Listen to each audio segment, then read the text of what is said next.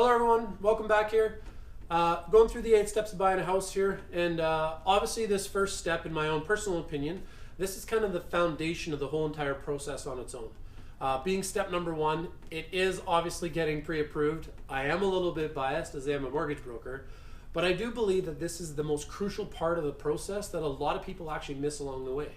Getting a proper pre-approval can serve a couple purposes. Obviously the main one, you know exactly how much you can afford when you're shopping for a house. In today's market, there are a lot of high price points. There's a lot of different areas that you can look at. And when you're shopping for something that could be in the $400,000 range, it's pretty easy to get off track and fall in love with something in the $600,000 range. Well, when you're getting properly pre-approved, one of the number one questions that you want to ask yourself is, who I'm working with, did they ask me for any paperwork or documentation?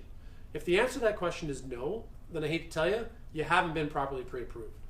There's a lot of different things that can go wrong along the process, and one of them is changing the information that is presented. It may seem like not a big deal if you tell a lender that you have $60,000 in annual income and it comes in at $55,000. But the difference is that any small change on an application actually starts the process completely over for us. So if we have an approval with a lender and then we provide them the documentation and it comes in a little lower, they have to resubmit that application to the insurance companies, they got to re-underwrite it, and it actually could take a lot of time up along the process. So one of the things that we do at Ziva Mortgage up front is we gather 90% of the paperwork right away. Job letters, pay stubs, tax returns. I mean, if you're self-employed, we need things like business financials or even your T1 generals, which comes from your accountant. There's a lot of different things that we do require and that any bank requires. So having that stuff up front can help minimize the amount of time going and gathering it when you're going through the actual process when you make an offer on something.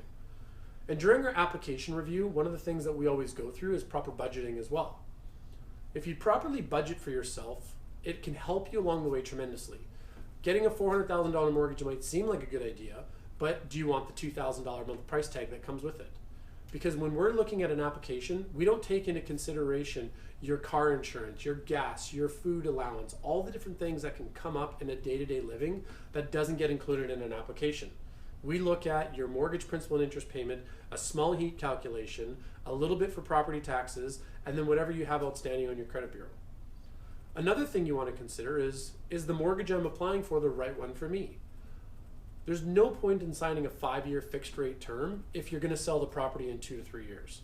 There's one thing I can guarantee you 100%, that in 2 to 3 years, you're going to have a payout penalty. It's always a good idea to have the mortgage match your needs, and that's one of the things that we go through. Another thing that we give you as well as your realtor is that pre-approval letter. It may not seem like a lot, but if you're going up in a multiple offer situation and you're up against somebody that hasn't been properly pre-approved and you have, we provide a letter to the realtor as well as to you that they can use in their offer when submitting it to the seller. 50% of the transactions these days fall apart due to financing. So if the seller knows that you are properly pre-approved and you have the right steps in the process, that might help sway them in your help them decide on you rather than that other individual because they haven't been properly pre-approved. Another thing that a pre-approval gets you is a rate hold. With today's interest rate market being kind of unknown, one of the things you want to do is try and help set that in stone for yourself. A rate hold we can hold for 120 days. So as long as you're into that house in 120 days, you're guaranteed that rate. If you take longer than that, then obviously we need to get back together, go back to the table and try and renegotiate and figure things out and kind of reset everything. So step number 1, getting pre-approved, the most important one along the way. So if you have any questions again and you want to get pre-approved properly, come talk to me at chad@chadwiniger.ca or give me a call at 250-870-4247. Thanks guys.